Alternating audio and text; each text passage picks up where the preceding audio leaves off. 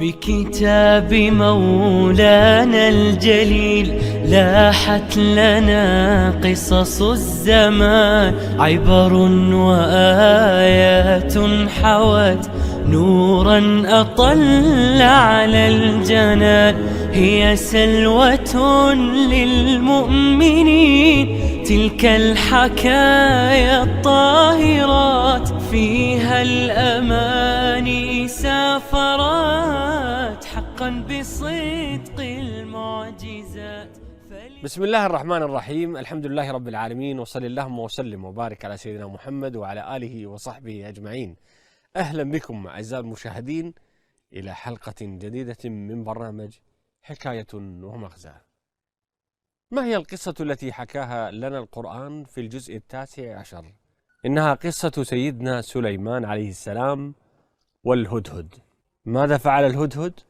وما هي المقاصد التي نستفيدها من هذا الحدث؟ كل ذلك وأكثر سنتعرف عليه اليوم في ثنايا هذه الحلقة. وتفقد الطير فقال ما لي لا أرى الهدهد أم كان من الغائبين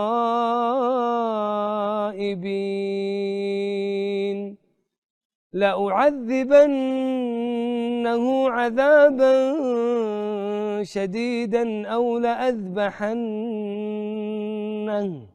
أو ليأتيني بسلطان مبين. فمكث غير بعيد فقال أحطت بما لم تحط به وجئتك من سبأ بنبأ يقين. إني وجدت امرأة تملكهم وأوتيت من كل شيء ولها عرش عظيم. وجدتها وقومها يسجدون للشمس من دون الله وزين لهم الشيطان أعمالهم فصدهم عن السبيل فهم لا يهتدون. ألا يسجدوا لله الذي يخرج الخبأ في السماوات والأرض ويعلم ما تخفون وما تعلنون. الله لا إله إلا هو رب العرش العظيم.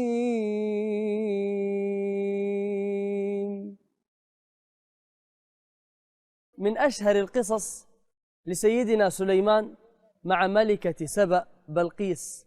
في يوم من الأيام سليمان كان يتفقد الجيش من الجن والإنس والطير، فأتى إلى صنف من أصناف الطيور ألا وهو الهدهد، لم يجده مع هذا الجمع، فقال ما لي لا أرى الهدهد أم كان من الغائبين. بعد لحظات أتى الهدهد وتكلم بين يدي سليمان، قال أين كنت؟ قال أحطت بما لم تحط به، أي جئتك بخبر أنت يا سليمان لا تعرفه ولا تعلم به. ماذا رأيت؟ ماذا وجدت؟ قال إني وجدت امرأة تملكهم. وجد قوم على رأسهم ملكة هي التي تملكهم، لكن الأعجب والأعظم قال الهدهد وجدتها وقومها يسجدون للشمس من دون الله. قال سليمان سننظر أصدقت أم كنت من الكاذبين. فكتب رسالة سليمان فيها إنه من سليمان وإنه بسم الله الرحمن الرحيم ألا تعلوا علي وأتوني مسلمين. فلما جاءها خطاب سليمان ورسالة سليمان عليه السلام عرضت هذا الأمر على وزرائها ومن حولها، فقالت لهم ما رأيكم؟ فقالوا لها نحن أولو قوة وأولو بأس شديد والأمر إليك. فقالت هذه الملكة سأرسل إليه بشيء من الهدايا، فإن قبل بها فهو ملك يحب الدنيا وسنحاربه، وإن لم يقبل بها فهو نبي ويجب اتباعه. أرسلت هذه الهدايا حتى جاءت بين يدي سليمان عليه السلام، فحينما رآها غضب عليه السلام غضبا شديدا وأعلن الحرب، وأعلن أنه سيرسل جيش إلى هذه المملكة وإلى هذه الملكة وإلى جنودها، حتى علمت هذه الملكة بما أراد سليمان، فقالت سأذهب إليه وسأزوره. فحينما علم سليمان عليه السلام بمقدمها قال لمن حوله من يأتيني بعرشها؟ قال عفريت من الجن أنا آتيك به قبل أن تقوم من مقامك. وقال الذي عنده العلم أنا آتيك به قبل أن يرتد إليك طرفك. فجاء العرش ونكروه، وجاءت الملكة وقيل لها أهكذا عرشك؟ قالت كأنه هو. فدخلت إلى قصر سليمان وبدأت تمشي على زجاج أملس ومن تحته الماء، فظنته أنه ماء فكشفت عن ساقيها وبدأت تمشي، فقيل لها بأنه صرح ممرد من قوارير. في تلك اللحظة علمت بأن ملك سليمان أعظم من ملكها، فأسلمت وآمنت لله رب العالمين. هذه القصة التي حكاها لنا القرآن، نريد أن نقف الآن على المغزى والمقاصد لهذه القصة. من أعظم المغازي والمقاصد في هذه القصة تتعجب حينما ترى هدهد طائر تأتي في قلبه غيرة حينما يرى الله عز وجل يشرك به ويعصى على أرضه وتحت سمائه. قضية التوحيد قضية مهمة. الدنيا هذه كلها، السماوات ما رفعت، الأراضين ما بسطت، الجبال ما نصبت، البحار ما أجريت، الخلائق ما خلقت، الرسل ما أرسلت، الكتب ما أنزلت إلا من أجل أن يوحد الله سبحانه وتعالى. هذا الكون كله من أجل أن يوحد الله سبحانه وتعالى. لذلك الساعة تقوم متى؟ إذا لم يوجد على الأرض من يقول الله، من يوحد الله سبحانه وتعالى. لذلك الهدهد الذي هو مخلوق من مخلوقات الله ويسبح الله، حينما رأى الله عز وجل يشرك به أتى إلى نبي الله سليمان وأخبره الخبر. يعني هذا حتى نستفيد من الهدهد أن نكون رسل لتوحيد الله عز وجل. سبحان الله، الله عز وجل ما أرسل الرسل وما أنزل الكتب وما خلق السماء وما بسط الأرض وما نصب الجبال وما خلقنا إلا من أجل هذه القضية، وهي قضية التوحيد التي من أجلها ذهب هذا الطائر وهذا الهدهد يعني إلى سليمان ويخبر بأن بلقيس وقومها يعبدون الشمس. لا، العجيب أنه مستغرب، إني وجدت امرأة تملكه. ولو تلاحظ الهدهد الله عز وجل ما كلفه، مو مكلف الهدهد. يعني يوم القيامة طائر سيكون تراب، لربما يحاسب أمور الدنيا، لكن لن ينتهي مآله إلى جنة أو إلى نار، سيكون تراب. ومع هذا كله حركت يعني قلبه ومشاعره وإيمانه بالله عز وجل، حركت في قلبه أنه يدعو إلى الله عز وجل، عشان كان داعية. سبحان. عشان كذا الله عز وجل يقول ولتكن منكم أمة يدعون إلى الخير ويأمرون بالمعروف وينهون عن المنكر وأولئك هم المفلحون. إذن أيضا من المقاصد هي الدعوة إلى الله عز وجل. ولا يكون هدهد طائر غير مكلف خير منك أنت أيها المسلم المؤمن الذي أمرك الله عز وجل بالدعوة إليه. ادعو إلى سبيل ربك، أمر من الله سبحانه وتعالى. أعجبني مبادرة من بعض الفضلاء المشايخ في تأسيس مشروع اسمه مشروع الهدهد. يا سلام. والهدف منه أن هذا المشروع هو تبليغ دين الله عز وجل باللغات المختلفة العالمية، طبعا عبر النشر الإلكتروني. لما جاء الهدهد لسيدنا سليمان عليه السلام وأخبر الخبر، سليمان ما أرسل الجنود ولا أرسل الدعاء، قال سننظر أصدقت يا سلام أم كنت من الكاذبين. التثبت. شوف المغزى. شوف والله التثبت يعني هذا والله أنا أحتاجه وأنت تحتاجه، الناس كلها خصوصا أبو تميم الآن في ظل العالم مفتوح، تواصل اجتماعي، هاشتاج الآن هاشتاج في تويتر يخلي الناس تبني أحكام وتهاجم وتدافع، وهم ما يدرون الهاشتاج هذا مين أنشأه، مين سواه، مين كتبه، يا سلام. هل الخبر اللي فيه صحيح ولا غير إذا صحيح. قبل لا تنشر شو تسوي؟ يقول سننظر. الله.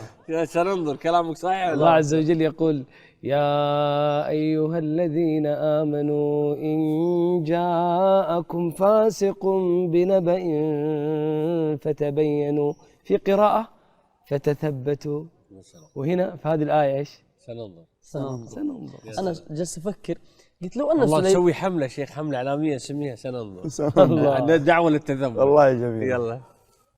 قلت في نفسي لو أن سليمان ما تثبت، أخذ الهدهد وسجنه أو عذبه أو قتله، بقيت هذه ملكة سبع على كفرها، لا. وبقي القوم على كفرهم، وسليمان في الشام. شوف التثبت، أتى بهذه الملكة إلى دين الإسلام. أعجبني أيضا مغزى التدرج في الدعوة إلى الله عز وجل ومع المدعوين. ما أرسل جيش على طول، حتى بعد ما ثبت، الله أكبر. بعد ما ثبت رمى كتاب. رمى كتاب: إنه من سليمان وإنه بسم الله الرحمن الرحيم وألا تعلوا على الله وأتوني مسلمين. يا أخي شوف، أول شيء أو الدعوة بالحكمة باللين، ثم إذا اضطر الأمر إلى السلطة وإلى القوة تكون، لكن في البداية أن يكون المسلم هين لين سهل. في خطوات ثلاث حتى تصل إلى القوة، يعني أول نعم. استخدام القوة. نعم. يعني. وكثير حتى تنظر في حالنا المعاصر، أكبر الآن دولة إسلامية من ناحية عدد السكان هي إندونيسيا، فيها أكثر من 300 مليون مسلم. كيف دخلها الإسلام؟ دخلها باللين، بالسهولة، بالأخلاق، الله. بالمعاملة الحسنة. هذا مغزى من المغازي العظيمة. ولذلك الداعية إلى الله عز وجل كما دعا إلى الله في الدنيا يكرم الله عز وجل في الدنيا والآخرة. الله عز وجل بماذا أكرم الهدهد؟ نهى النبي صلى الله عليه وسلم عن قتله. دعا ليه؟ سيرته خالدة الآن. نعم. سيرة خالدة. خلد الله اسمه في القرآن. أدخل الله ملكة سبأ وقومها في دين الإسلام، والسبب هدهد. الله أكبر. الهدهد فتح لنا باب الأمل أن نتكلم أمام علماءنا. يعني انظر الهدهد تكلم أمام سليمان، وسليمان سمع من الهدهد. فسبحان الله يا إخواني، كذلك نحن نتكلم أمام سليمان نعم. ويعطي له وهي الرياحية رسالة في الكلام. لا، ورسالة للمسؤولين وأصحاب القرار كذلك. اسمعوا من الناس. يا صح؟ سلام. الله أكبر. ومن اللفتات الجميلة والعظيمة هو قوة الله عز وجل وعظمة الله، لما قال سليمان لجنده: أيكم يأتيني بعرشها قبل أن يأتوني مسلمين. إدراك عظمة الله تتفاوت عز وجل. قدراتهم. قال الأول عفريت من الجن، قال عفريت من الجن أنا آتيك به قبل أن تقوم من مقامك وإني عليه لقوي أمين. في قوة أكبر، قال الذي عنده علم من الكتاب، قيل أنه يعلم اسم الله الأعظم. لا إله إلا الله. أنا آتيك به قبل أن يرتد إليك طرفك. يعني رمشة عين. أقل، قبل أن يرتد إليك طرفك. فلما رآه مستقرا عنده مباشرة من اليمن إلى الشام، طرفة عين العرش عند سليمان. هذه دلالة على قوة الله عز أيضا وجل. فضل العلم. مين اللي جاب العرش؟ قال الذي مين اللي عنده. جاب؟ قال الذي عنده علم من الكتاب. فضل العلم. الله يرزقنا. الله يجزيك. اللهم آمين. جزاكم الله خير شباب. ما هي الآية أو الآيات التي استوقفتك في هذا الجزء؟ آيات في هذا الجزء نحتاج أن نعيش معها وأن نتدبرها وأن نتأملها، وهي قول الله عز وجل: وتوكل على العزيز الرحيم الذي يراك حين تقوم وتقلبك في الساجدين إنه هو السميع العليم. أنت حينما تسجد بين يدي الله يكفيك شرفا بأن الله يراك. آية عظيمة هي حقيقة للإنسان يوم القيامة. يقول الله عز وجل: يوم لا ينفع مال ولا بنون إلا من أتى الله بقلب سليم. هذه هي الآيات التي استوقفتهم. يا من تشاهدنا الآن، ما هي الآيات التي استوقفتك في هذا الجزء؟ شاركنا الآن عبر هاشتاج حكاية ومغزى. بهذا أعزائي المشاهدين نصل وإياكم إلى ختام هذه الحلقة من برنامجكم حكاية ومغزى. على أمل اللقاء بكم في حلقة جديدة، لكم مني ومن فريق البرنامج أجمل تحية، والسلام عليكم ورحمة الله وبركاته. بكتاب مولانا الجليل لاحت لنا قصص الزمان، عبر وآيات حوت نورا أطل على الجنان، هي سلوة للمؤمنين تلك الحكايا